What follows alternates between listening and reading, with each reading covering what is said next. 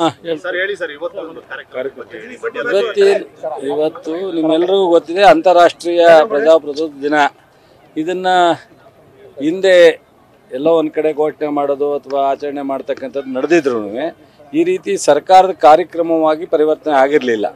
ನಮ್ಮ ಸರ್ಕಾರ ಬಂದ ಮೇಲೆ ಸಂವಿಧಾನಕ್ಕೆ ಮತ್ತು ಪ್ರಜಾಪ್ರಭುತ್ವಕ್ಕೆ ಹೆಚ್ಚು ಒತ್ತು ಕೊಡಬೇಕು ಅನ್ನೋ ದೃಷ್ಟಿಯಿಂದ ಸಂವಿಧಾನವನ್ನು ಇವತ್ತು ಪ್ರತಿ ಶಾಲೆಯಲ್ಲೂ ಸಹ ಓದ್ತಕ್ಕಂಥ ಒಂದು ವ್ಯವಸ್ಥೆಯನ್ನು ತಂದಿದ್ದೀವಿ.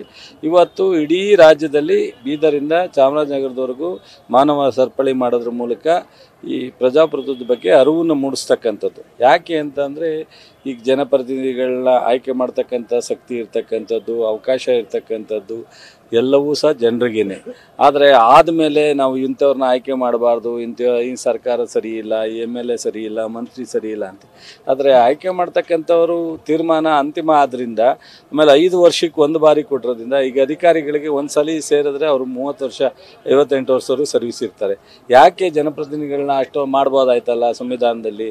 ಯಾಕೆ ಅಂದರೆ ಇದು ರಿವ್ಯೂ ಮಾಡ್ತಕ್ಕಂಥ ಮತ್ತು ಪರಿಶೀಲನೆ ಮಾಡ್ತಕ್ಕಂಥ ತೀರ್ಮಾನ ತಗೊಳ್ತಕ್ಕಂಥ ಶಕ್ತಿನ ಜನಕ್ಕೆ ಕೊಟ್ಟಿದ್ದಾರೆ. ಅದರಿಂದ ಇದರ ಅರಿವಿನ ಹೆಚ್ಚು ಜನರು ತಿಳ್ಕೊಂಡ್ರೆ ಬಹುಶಃ ಮುಂದಿನ ದಿನಗಳಲ್ಲಿ ಪ್ರಜಾಪ್ರಭುತ್ವಕ್ಕಿಂತ ಇನ್ನೊಂದು ವ್ಯವಸ್ಥೆ ಇಲ್ಲ. ಈಗಾಗಲೇ ನಾವು ಸಾಕಷ್ಟು ಕಡೆ ಎಲ್ಲ ಕಡೆ ಕ್ಯಾನ್ಸರ್ ಥರ ಇದು ಭ್ರಷ್ಟಾಚಾರ ಬಿದೆ, ಆಡಳಿತ ಸುಧಾರಣೆ ಆಗಿಲ್ಲ, ಲ್ಯಾಂಡ್ ಆರ್ಡರ್ ಪ್ರಾಬ್ಲಮ್ ಆಗುತ್ತೆ, ಶಾಸಕರು ಸರ್ಕಾರಗಳು ಸರಿ ಇಲ್ಲ ರಾಷ್ಟ್ರದಲ್ಲಿ ರಾಜ್ಯದಲ್ಲಿ ಅಂತ ಚರ್ಚೆ ಮಾಡ್ತೀವಿ.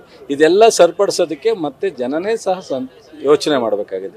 ಇದಕ್ಕಿಂತ ಇನ್ನೊಂದು ಯಾವುದೂ ಇಲ್ಲ. ಡಿಕ್ಟೇಟರ್ಶಿಪ್ಗೆ ಹೋಗಬೇಕು, ಇಲ್ಲ ಬೇರೆ ಯಾರು ಬಂದು ಆಡಳಿತ ಮಾಡೋಕ್ಕಾಗತ್ತಾ?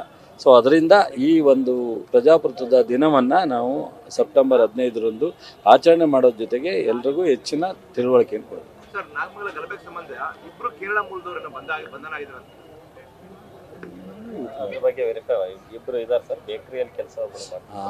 ಏನಾಗುತ್ತೆ, ಅವರು ಕೇರಳದವ್ರು ಬಂದು ಹೋಗೋವ್ರೆ ಅಂತಲ್ಲ, ಅಲ್ಲಿ ಬೇಕರಿಲಿ ಕೆಲಸ ಮಾಡ್ತಾ ಇರೋದ್ರಿಂದ ಅವರು ಆ ಸಂದರ್ಭದಲ್ಲಿ ಇನ್ವಾಲ್ವ್ ಆಗಿದ್ದಾರೆ ಅಂತ ಅರೆಸ್ಟ್ ಆಗಿದೆ. ಅದನ್ನು ನಾನು ಹೇಳಿದ ಒಂದು ಸ್ವಲ್ಪ ಸಂಪೂರ್ಣವಾಗಿ ರಿಪೋರ್ಟ್ ತರಿಸ್ಕೊಳ್ಳೋಣ. ಈಗ ಒಂದು ಕಡೆ ಗಣಪತಿ ಬಂದದ್ದು ಓದದ್ದು ಎರಡು ಕೋಮಿನ ಮಧ್ಯದಲ್ಲಿ ಸಣ್ಣ ಘರ್ಷಣೆ ಆಗಲಿಕ್ಕೆ ಅವಕಾಶ ಆದದ್ದು. ಮತ್ತೊಂದು ಸ್ಟೇಷನ್ ಹತ್ರ ಬಂದಾಗ ಮೊದಲನೇ ಬೆಂಕಿ ಹಾಕಲಿಕ್ಕೆ ಅಥವಾ ಇಲ್ಲ ಅಂಗಡಿಗಳಿಗೆ ಕಲ್ಲನ್ನು ಹೊಡಿಲಿಕ್ಕೆ ಯಾರು ಪ್ರಾರಂಭ ಮಾಡಿದ್ದು ಅನ್ನೋದು ಸಹ ಒಂದು ಸ್ವಲ್ಪ ಮಾಹಿತಿ ಬೇಕಾಗುತ್ತೆ. ಅದನ್ನು ನೋಡೋಣ. ಈಗ ಸದ್ಯಕ್ಕೆ ಎರಡು ಕೋಮಿನ ಜನ, ಮುಸ್ಲಿಮ್ಸು ಮತ್ತು ಹಿಂದೂಗಳು ಒಟ್ಟಾಗಿ ಎಲ್ಲ ಹಬ್ಬಗಳನ್ನ ಮಾಡಬೇಕು ಅನ್ನೋ ತೀರ್ಮಾನವನ್ನು ನಿನ್ನೆ ನಾವು ಸಭೆ ಮಾಡಿದ ಮೇಲೆ ತೀರ್ಮಾನ ತಗೊಂಡಿದ್ದಾರೆ. ಇವತ್ತು ಗಣಪತಿ 2-3 ಕಡೆ ಮುಸ್ಲಿಂ ಜನನು ಹೋಗಿ ಅಲ್ಲೇ ಜ್ಯೂಸ್ ಕೊಟ್ಟು ಗಣಪತಿಗೆ ಹಾರ ಹಾಕಿ ಇವತ್ತು ಗಣಪತಿ ವಿಸರ್ಜನೆ ಮಾಡಲಿಕ್ಕೆ ಅವರೇ ಸಹ ಜೊತೆಲಿ ನಿಂತ್ಕೊಳ್ತಕ್ಕಂಥ ತೀರ್ಮಾನವನ್ನು ತಗೊಂಡು ನನಗೆ ಫೋನ್ ಮಾಡಿದ್ರು. ಈಗ ಅದನ್ನು ಒಂದು ಕಡೆ ನಾಗಮಂಗಲ ಶಾಂತಿಗೆ ಬಂದಿದೆ. ಎಲ್ಲರೂ ಸಹ ಇವತ್ತು ಪೂರ್ಣ ಪ್ರಮಾಣದಲ್ಲಿ ಗಣಪತಿನ ವಿಸರ್ಜನೆ ಮಾಡ್ತಾರೆ. ನಾಳೆ ಮುಸ್ಲಿಂ ಹಬ್ಬನೂ ಮಾಡ್ತಾರೆ. ನಾಡೋದ್ರಿಂದ ಉಳಿದು ಗಣಪತಿ ಬಿಡ್ತಾರೆ. ಇದಕ್ಕೆ ಕಾರಣಕರ್ತರು ಯಾರು? ಇದಕ್ಕೆ ಜನ ಸಣ್ಣ ಪುಟ್ಟ ಕೂಗಾಟ ಇವೆಲ್ಲ ಸಹಜವಾಗಿ ನಡೆಯುತ್ತೆ. ಇದನ್ನು ದುರುಪಯೋಗ ಮಾಡ್ಕೊಂಡಿರ್ತಕ್ಕಂಥವ್ರು ಯಾರು ಅಂತ ಒಂದು ಸ್ವಲ್ಪ ನಾವು ಮಾಡ್ತೀವಿ. ಅವ್ರು ಎಲ್ಲಿ ಬೇಕಾದ್ರೂ ಪೊಲೀಸ್ನವ್ರು ಎಲ್ಲಿ ಮಾರ್ಕ್ ಮಾಡ್ತಾರೆ ಅಲ್ಲಿ ಹೋಗ್ಬೋದು.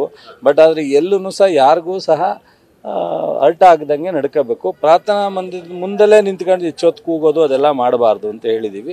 ಆ ಥರ ಅವರವರೇ ಎಲ್ಲ ಹೊಂದಾಣಿಕೆ ಮಾಡ್ಕೊಂಡಿದ್ದಾರೆ. ಆ ಪ್ರಾರ್ಥನಾ ಮಂದಿರ ಮುಂದೆ ಹೋಗ್ಬೇಕಾದ್ರೆ ಮುಸ್ಲಿಮ್ಸು ಜೊತೆಲಿದ್ದು ಕಳಿಸ್ತಾರೆ. ಸರ್, ಈ ಗಲಭೆಯಲ್ಲಿ ನಿಷೇಧಿತ PFI ಕೈವಾಡ ಇದೆ, ಇದು NIA ತನಿಖೆ ಆಗಬೇಕು ಅಂತ ಆಗ್ರಹ ಹಾಕಿರೋದು. ನಿಷೇಧಿತ ನೋಡೋಣ, ತನಿಖೆ ಆಗದಲ್ಲೇ ನಾವು ಅಥವಾ ಇಲ್ಲ ಅದ್ರ ರಿಪೋರ್ಟ್ ಇಲ್ದಲೆ ಊಹಾಪೋಹಗಳನ್ನ ಮಾತಾಡ್ತಕ್ಕಂಥದ್ದು ಬೇಡ. ಈಗ ನನಗೆ ನೋಡಪ್ಪ, ಇದನ್ನು ಬೆಳೆಸೋದ್ಕಿಂತ ಅದನ್ನು ಕಂಡುಹಿಡಿತೀವಿ, ನಿಮಗೂ ಹೇಳ್ತೀವಿ, ಅದ್ರ ಮೇಲೆ ಕ್ರಮನೂ ಆಗುತ್ತೆ. ಫಸ್ಟ್ ಈಗ ತಣ್ಣಗಾಗಿದೆ, ಆಗಲಿ, ಆಮೇಲೆ ಉಳಿದ ಅದನ್ನೇ ಹೇಳ್ತೀವಿ. ತನಿಖೆ ಯಾವ ಥರ ಅಂತ ಮಾಡ್ತೀವಿ. ಇಲ್ಲಿ ಮುಖ್ಯಮಂತ್ರಿಯವ್ರ ಜೊತೆ ಮಾತಾಡಿದ್ದೀನಿ. ರಾಜ್ಯದಲ್ಲಿ ಯಾರನ್ನಾರೋ ಒಬ್ಬರನ್ನ ವಿಶೇಷ ತನಿಖೆ ಮಾಡೋದಾ, CIDಯಿಂದ ಕೊಡಿಸೋದಾ ಅಥವಾ ಜಿಲ್ಲಾ ಆಡಳಿತದಿಂದ ರಿಪೋರ್ಟ್ ತರಿಸೋದಾ, ನಾನು CM ಜೊತೆ ಮಾತಾಡ್ಬಿಟ್ಟು ತೀರ್ಮಾನ ಮಾಡಿ. SIT ಅಂತ ಹೋಗಲ್ಲ, ಅಷ್ಟೊಂದೇನು ಅವಶ್ಯಕತೆ ಇಲ್ಲ. ನೋಡೋಣ, ಮಾತಾಡ್ಬಿಟ್ಟು. ನ್ಯೂಸ್ ಫಸ್ಟ್ ನಿರ್ಭೀತಿಯಿಂದ ನಿಮ್ಮ ಪರವಾಗಿ.